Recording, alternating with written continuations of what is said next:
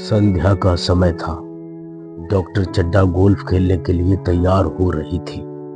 Motor car सामने खड़ी थी कि दो कहार एक डोली लिए आते दिखाई दिए। डोली के पीछे बूढ़ा लाठी टेकता चला आ रहा था। डोली औषधालय के सामने आकर रुक गई। बूढ़े ने धीरे धीरे आकर द्वार पर पड़ी हुई चिट से झांका।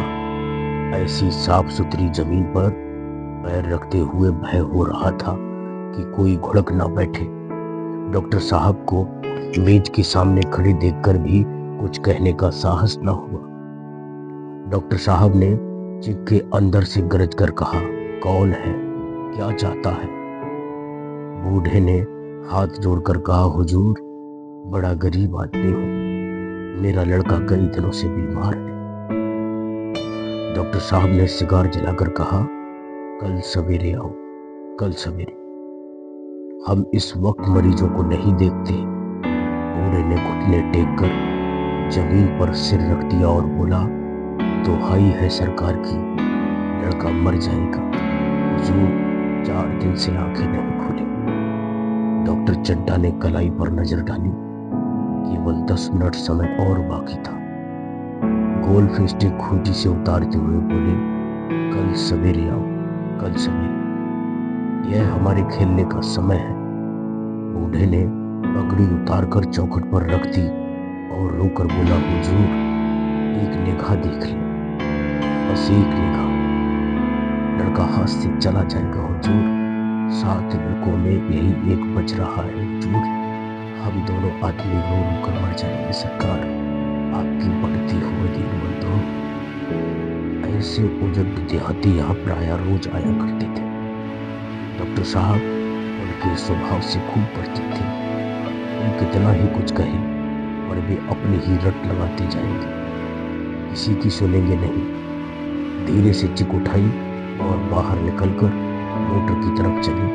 बूढ़ा यह कहता हुआ उनके पीछे दौड़ा, सरकार, बड़ा धर्म होगा, हुजूर दया कीजिए, बड़ा दीन दुखी हूँ, संसार में कोई और नहीं है बाबूजी, कोई और नहीं है। मगर डॉक्टर साहब ने उसकी ओर मुंह फेर कर देखा तक नहीं। मोटर पर बैठकर बोले, कल सवेरे आना, कल सवेरे। मोटर चली गई। बूढ़ा कई मिनट तक मूर्ति की भांति निश्चल खड़ा रहा। संसार में ऐसे मनुष्य भी होते हैं जो अपने आमोद प्रमोद के आगे किसी की जान की भी परवाह नहीं करते। शायद इसका उसे अब भी विश्वास न आता था। सब संसार इतना निर्मम, इतना कठोर है, इसका ऐसा मर्मभेदी अनुभव अब तक न हुआ था। वह उन पुराने जमाने के जीवों में था जो लगी हुई आग को बुझाने, मुर्दे को कंधा देने, किसी के छप्पर को उठाने और किसी कलह को शांत करने के लिए सदैव तैयार रहते थे। जब तक बूढ़े को मोटर दिखाई दी, वह खड़ा टकटकी लगाए उस ओर ताकता रहा। शायद उसे अब भी डॉक्टर साहब के लौट आने की आशा थी। फिर उसने कहारों से डोली उठाने को कहा। डोली जिधर से आई थी उधर ही चली गई। चारों ओर से निराश होकर वह चड्ढा के पास आया था। उनकी बड़ी तारीफ सुनी थी। यहाँ से निराश होकर फिर वह किसी दूसरे डॉक्टर के पास न गया। किस्मत ठोक ली। उसी रात को उसका हंसता खेलता 7 साल का बालक अपनी बाल लीला समाप्त करके इस संसार से सिधार गया। बूढ़े माँ बाप के जीवन का यही एक आधार था। इसी का मुंह देखकर वे जीते थे। इस दीपक के बुझते ही जीवन की अंधेरी रात भाए भाए करने लगी। बुढ़ापे की विशाल ममता टूटे हुए हृदय से निकलकर उस अंधकार में आर्त स्वर से रोने लगी। कई साल गुजर गए। डॉक्टर चड्ढा ने खूब यश और धन कमाया, लेकिन इसके साथ ही अपने स्वास्थ्य की रक्षा भी की, जो एक असाधारण बात थी। यह उनके नियमित जीवन का आशीर्वाद था कि 50 वर्ष की अवस्था में उनकी चुस्ती और फुर्ती युवकों को भी लज्जित करती थी। उनके हर एक काम का समय नियत था। इस नियम से वह जौ भर भी ना टलते थे। बहुधा लोग स्वास्थ्य के नियमों का पालन उस समय करते हैं जब रोगी हो जाते हैं। डॉक्टर चड्ढा उपचार और संयम का रहस्य खूब समझते थे। उनकी संतान संख्या भी इसी नियम के अधीन थी। उनके केवल 2 बच्चे हुए, एक लड़का और एक लड़की। तीसरी संतान ना हुई, इसलिए श्रीमती चड्ढा भी जवान मालूम होती थी। लड़की का तो विवाह हो चुका था, लड़का कॉलेज में पढ़ता था। वही माता पिता के जीवन का आधार था। शील और विनय का पुतला, बड़ा ही रसिक, बड़ा ही उदार, विद्यालय का गौरव, युवक समाज की शोभा, मुखमंडल से तेज की छटा सी निकलती थी। आज उसी की 20वीं सालगिरह थी। संध्या का समय था। हरी हरी घास पर कुर्सियां बिछी हुई थी। शहर के रईस और हुक्काम एक तरफ, कॉलेज की छात्र दूसरी तरफ बैठे भोजन कर रही थी। बिजली के प्रकाश से सारा मैदान जगमगा रहा था। आमोद प्रमोद का सामान भी जमा था। छोटा सा प्रश्न खेलने की तैयारी थी। प्रश्न स्वयं कैलाशनाथ ने लिखा था। वही मुख्य एक्टर भी था। इस समय वह एक रेशमी कमीज पहने नंगे सिर नंगे पांव इधर से उधर मित्रों की आवाभगत में लगा हुआ था। कोई पुकारता कैलाश जरा इधर आना, कोई उधर से बुलाता कैलाश क्या उधर ही रहोगे। सभी उसे छटते थे, चोहले करते थे। बेचारे को जरा दम मारने का भी अवकाश ना मिलता था। सहसा एक रमणी ने उसके पास आकर कहा, क्यों कैलाश, तुम्हारे सांप कहाँ है, जरा मुझे दिखा दो। कैलाश ने उससे हाथ मिलाकर कहा, मृणालिनी इस वक्त क्षमा करो, कल दिखा दूंगा। मृणालिनी ने आग्रह किया, जी नहीं, तुम्हें दिखाना पड़ेगा, मैं आज नहीं मानने की, तुम रोज कल कल करते हो। मृणालिनी और कैलाश दोनों सहपाठी थे और एक दूसरे के प्रेम में पगे हुए। कैलाश को सांपों को पालने, खिलाने और नचाने का शौक था। तरह तरह के सांप पाल रखे थे। उनके स्वभाव और चरित्र की परीक्षा करता रहता था। थोड़े दिन हुए उसने विद्यालय में सांपों पर एक मार्ग का व्याख्यान दिया था। सांपों को नचाकर दिखाया भी था। प्राणी शास्त्र के बड़े बड़े पंडित भी यह व्याख्यान सुनकर दंग रह गई थी। यह विद्या उसने एक बूढ़े सपेरे से सीखी थी। सांपों की जड़ी बूटियां जमा करने का उसे मर्ज था। इतना पता भर मिल जाए कि किसी व्यक्ति के पास कोई अच्छी जड़ी है, फिर उसे चैन न आता था, उसे लेकर ही छोड़ता था। यही व्यसन था। इस पर हजारों रुपए फूंक चुका था। मृणालिनी कई बार आ चुकी थी, पर कभी सांपों को देखने के लिए इतनी उत्सुक ना हुई थी, कह नहीं सकती।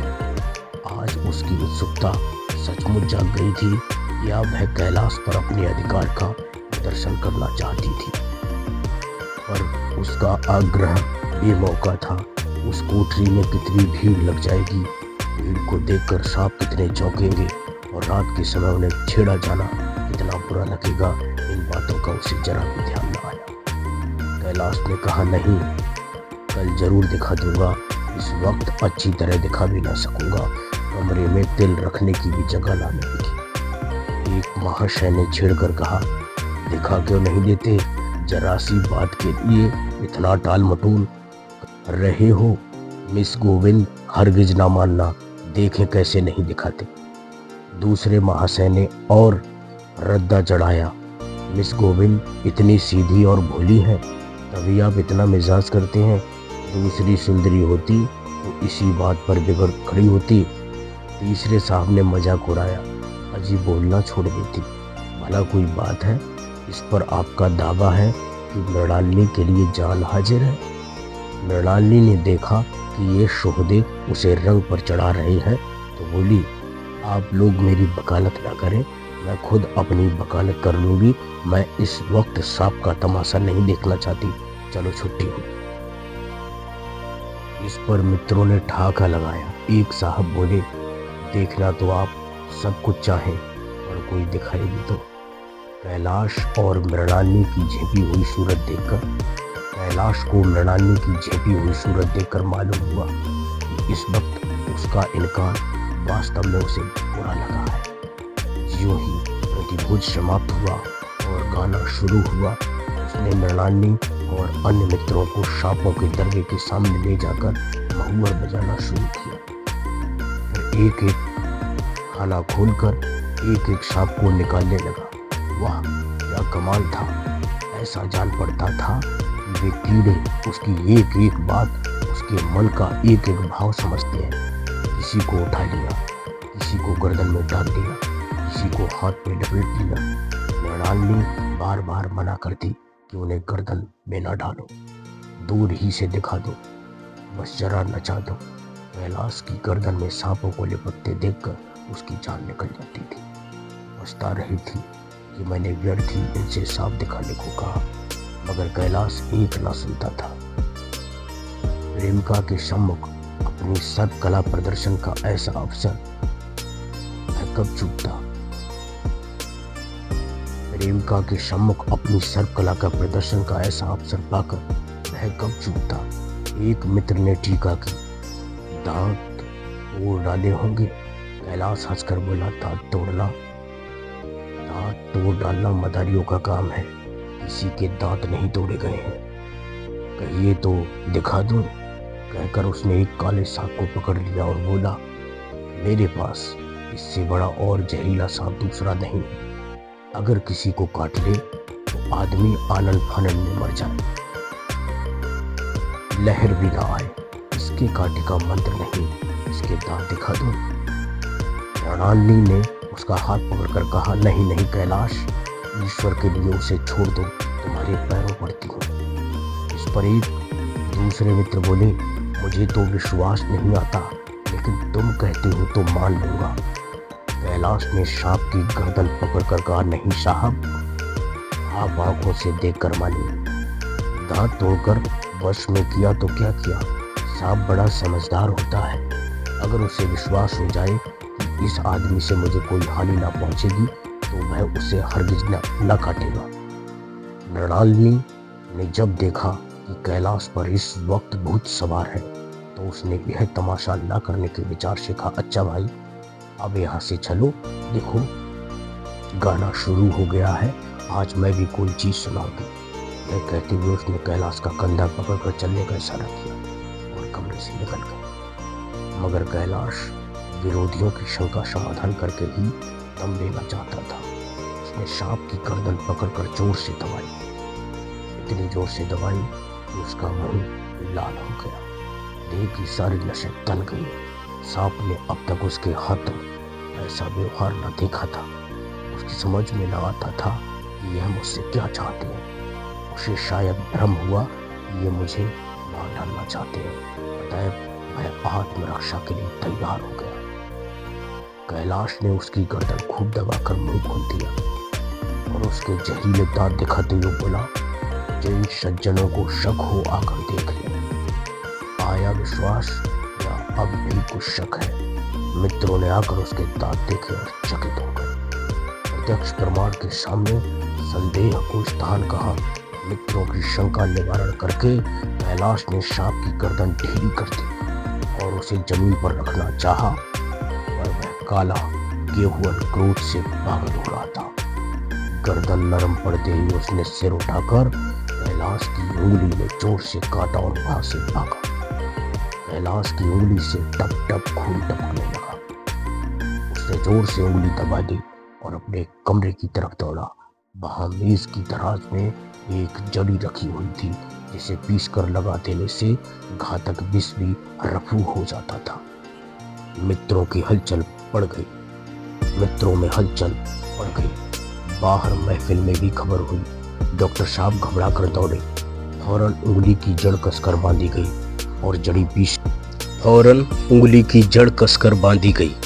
और जड़ी पीसने के लिए दी गई। डॉक्टर साहब जड़ी के कायल ना थे। वह उंगली का डसा भाग नस्तर से काट देना चाहते थे, मगर कैलाश को जड़ी पर पूर्ण विश्वास था। मृणालिनी पियानो पर बैठी हुई थी। यह खबर सुनते ही दौड़ी और कैलाश की उंगली से टपकते हुए खून को रूमाल से पोंछने लगी। जड़ी पीसी जाने लगी, पर उसी 1 मिनट में कैलाश की आंखें झपकने लगी। होंठों पर पीलापन दौड़ने लगा, यहाँ तक कि वह खड़ा ना रह सका, फर्श पर बैठ गया। सारे मेहमान कमरे में जमा हो गए। कोई कुछ कहता था, कोई कुछ। इतने में जड़ी पिसकर आ गई।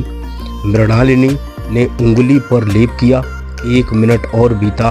कैलाश की आंखें बंद हो गईं। वह लेट गया और हाथ से पंखा झलने का इशारा किया।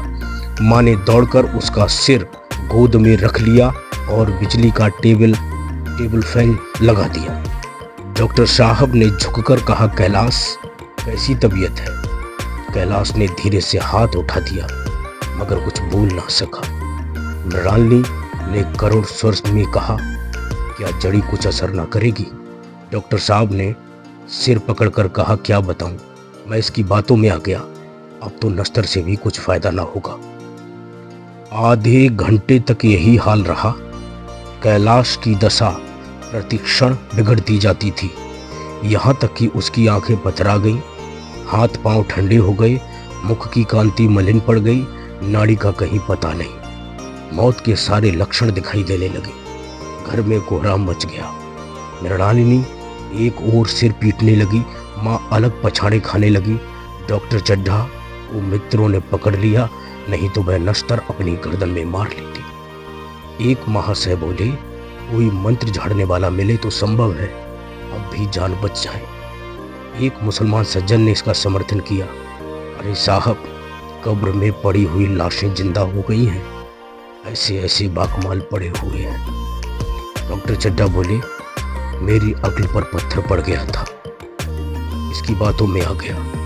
नस्तर लगा देता तो यह नौबत क्यों आती।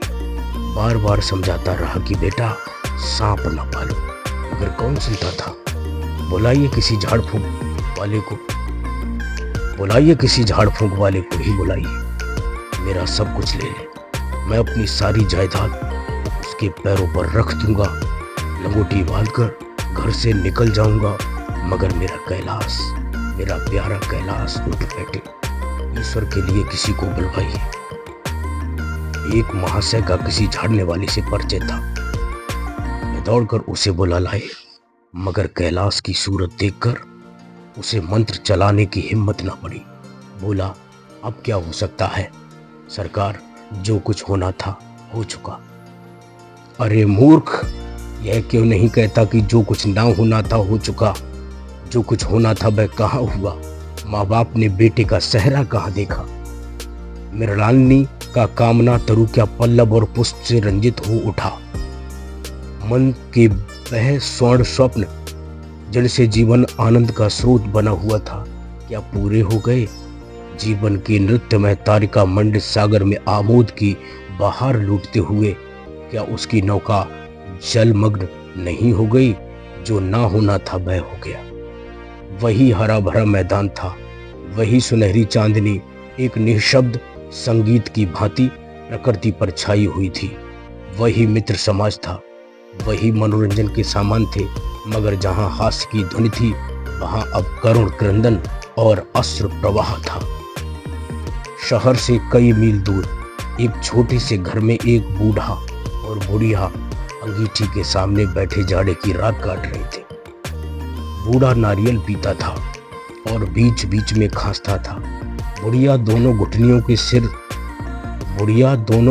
में सिर डाले आग की ओर ताक रही थी। एक मिट्टी के तेल की कुप्पी ताक पर जल रही थी। घर में न चारपाई थी न बिछौना, एक किनारे थोड़ी सी पुआल पड़ी हुई थी। इसी कोठरी में एक चूल्हा था। बुढ़िया दिन भर उपले और सूखी लकड़ियां बटोरती थी। बूढ़ा रस्सी बटकर बाजार में बिक जाता था। यही उनकी जीविका थी। उन्हें ना किसी ने रोते देखा ना हंसते। उनका सारा समय जीवित रहने में कट जाता था। मौत द्वार पर खड़ी थी, रोने या हंसने की कहाँ फुर्सत। बुढ़िया ने पूछा, कल के लिए सन तो है नहीं, काम क्या करोगे। जाकर झगड़ू शाह से 10 शेर सन उधार लाऊंगा। उसके पहले के पैसे तो दिए ही नहीं, और उधार कैसे देगा। ना देगा ना सही, घास तो कहीं नहीं गई है। दोपहर तक या 2 आने की भी ना काटूंगा। इतने में एक आदमी ने द्वार पर आवाज दी, भगत भगत, क्या सो गए? जरा किवाड़ खोलो। भगत ने उठकर किवाड़ खोल दिए। एक आदमी ने अंदर आकर कहा, कुछ सुना? डॉक्टर चड्ढा बाबू के लड़के को सांप ने काट लिया। भगत ने चौंक कर कहा, चड्ढा बाबू के लड़के को? वही चड्ढा बाबू है ना, जो छावनी के बंगले में रहते हैं? हाँ हाँ वही। शहर में हल्ला मचा हुआ है, जाते हो तो जाओ, आदमी बन जाओगे।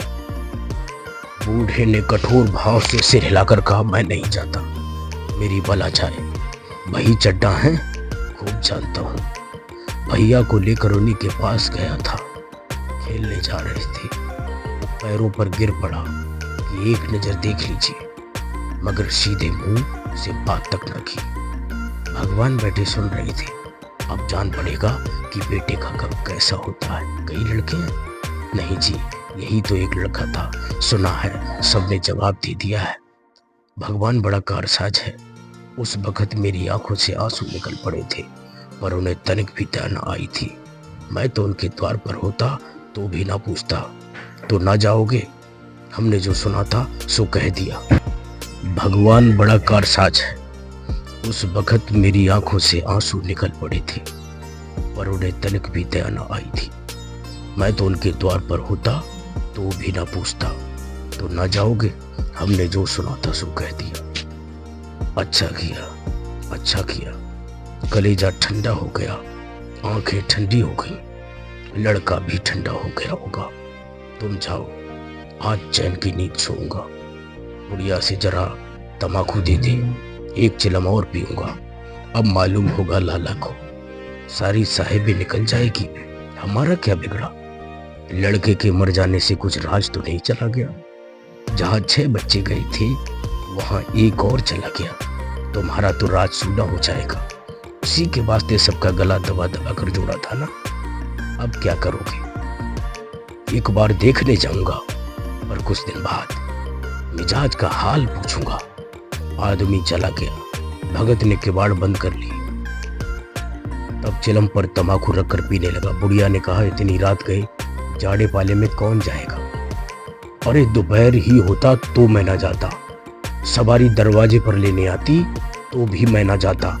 भूल नहीं गया हूँ, पन्ना की सूरत आज भी आंखों में फिर रही है। इसी निर्दयी ने उसे एक नजर देखा तक नहीं। क्या मैं ना जानता था कि वह ना बचेगा? खूब जानता था। चड्ढा भगवान नहीं थे कि उनके एक निगाह देख लेने से अमृत बरस जाता। नहीं, खाली मन की दौड़ थी, जरा तसल्ली हो जाती, बस इसीलिए उनके पास दौड़ा गया था। अब किसी दिन जाऊंगा और कहूंगा, क्यों साहब, कहिए क्या रंग है? दुनिया बुरा कहेगी, कहे, कोई परवाह नहीं। छोटे आदमी में तो सब ऐब होते हैं, बड़ों में कोई ऐब नहीं होता। देवता होते हैं, देवता।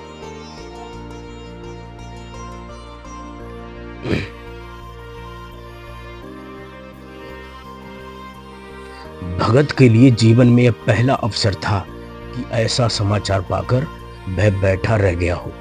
80 वर्ष के जीवन में ऐसा कभी नहीं हुआ था कि सांप की खबर पाकर वह दौड़ा न गया हो।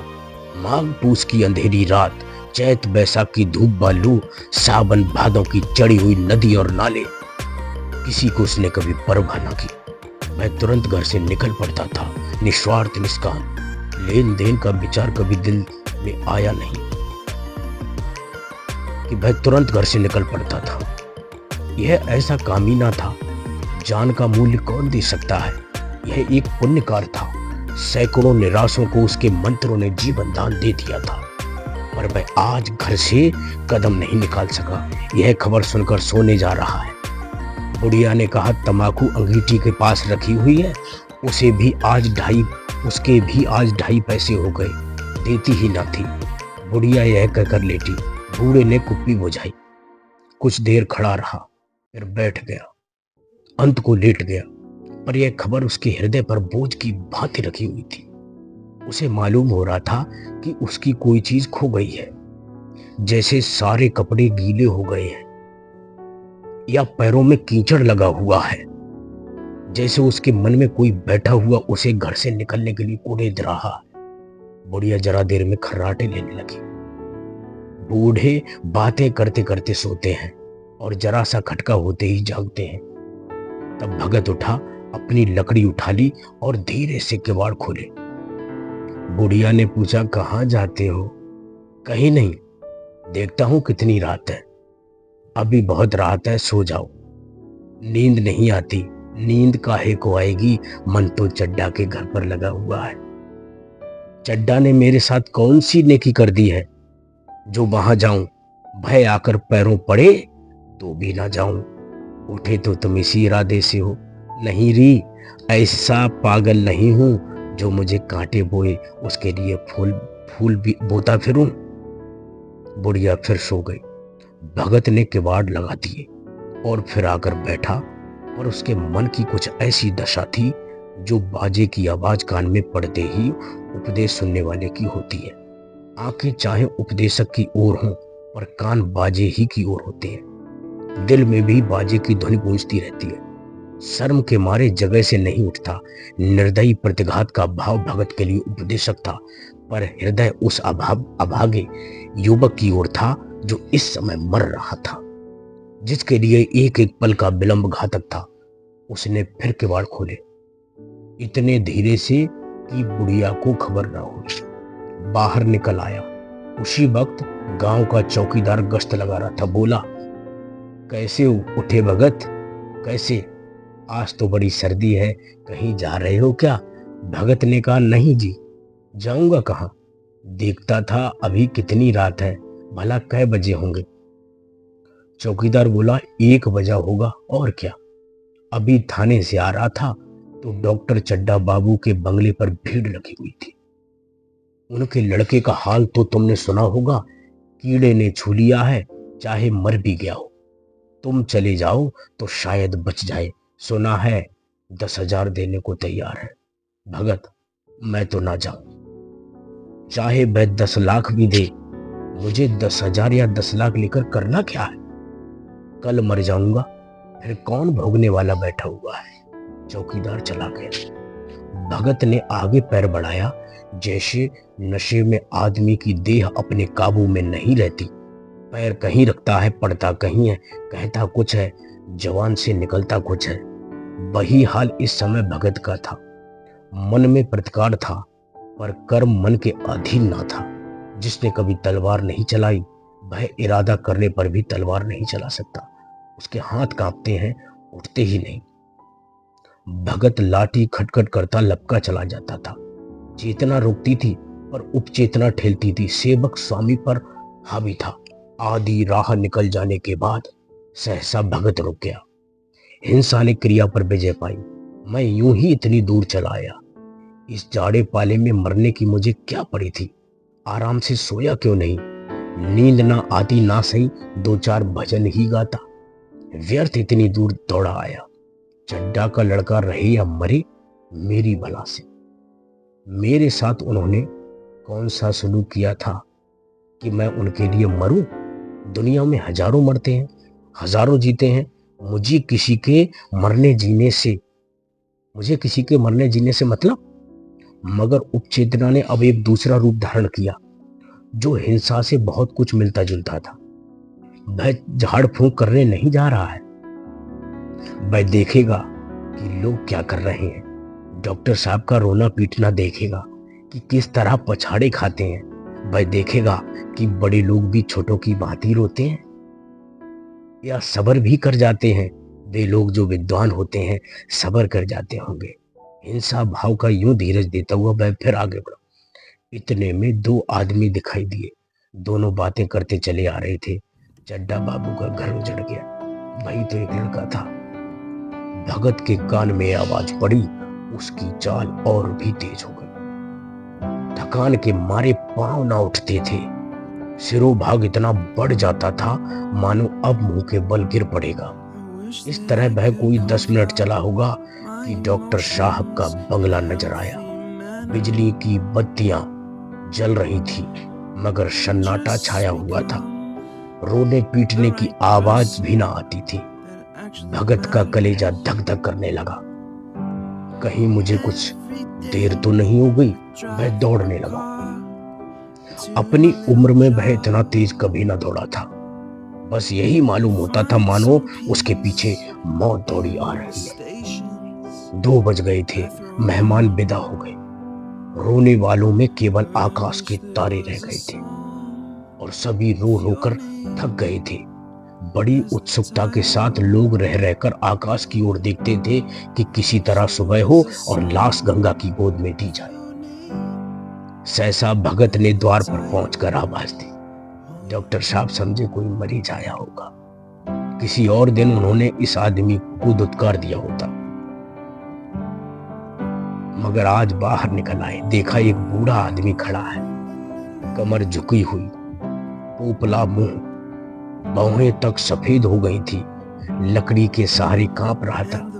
बड़ी नम्रता से बोले, क्या है भाई, आज तो हमारे ऊपर ऐसी मुसीबत पड़ गई है कि कुछ कहते नहीं बनता, फिर कभी आना। इधर 1 महीना तक तो शायद मैं किसी मरीज को ना देख सकूंगा। भगत ने कहा, सुन चुका हूँ बाबूजी, सुन चुका हूँ, इसीलिए आया हूँ। भैया कहाँ है, जरा मुझे दिखा दीजिए। भगवान बड़ा कारसाज है, मुर्दे को जिला सकता है, कौन जाने अब भी उसे दया आ जाए। चड्ढा ने व्यथित स्वर में कहा, चलो देख लो। मगर 3-4 घंटे हो गए, जो कुछ होना था हो चुका। बहुतेरे झाड़ने फूकने वाले देख देख कर चले गए। डॉक्टर साहब को आशा तो क्या होती, हाँ, बूढ़े पर दया आ गई, अंदर ले गए। भगत ने लाश को 1 मिनट तक देखा, तब मुस्कुराकर बोला, अभी कुछ नहीं बिगड़ा है बाबूजी। वह नारायण चाहेंगे तो आधे घंटे में भैया उठ बैठेंगे। आप नाहक दिल छोटा कर रहे हैं, जरा कहारों से कहिए पानी तो भरे। कहारों ने पानी भर भर कैलाश को नहलाना शुरू किया। पाइप बंद हो गया था। कहारों की संख्या अधिक ना थी, इसीलिए मेहमानों ने अहाते के बाहर कुएं से पानी भर भर कर कहारों को दिया। मृणालिनी कलसा लेकर पानी ला रही थी। बूढ़ा भगत खड़ा मुस्कुरा मुस्कुरा कर मंत्र पढ़ रहा था, मानो विजय उसके सामने खड़ी है। जब एक बार मंत्र समाप्त हो जाता तब वह एक जड़ी कैलाश को सूंघ देता। इस तरह ना जाने कितने घड़े कैलाश के सिर पर डाले गए और ना जाने कितनी बार भगत ने मंत्र फूंका। आखिर जब ऊषा ने अपनी लाल लाल आंखें खोली तो कैलाश की भी लाल लाल आंखें खुल गई। एक क्षण में उसने अंगड़ाई ली और पानी पीने को मांगा। डॉक्टर चड्ढा ने दौड़कर नारायणी को गले लगा लिया। नारायणी दौड़कर भगत के पैरों पर गिर पड़ी और मृणालिनी कैलाश के सामने आंखों में आंसू भरे पूछने लगी, अब कैसी तबीयत है।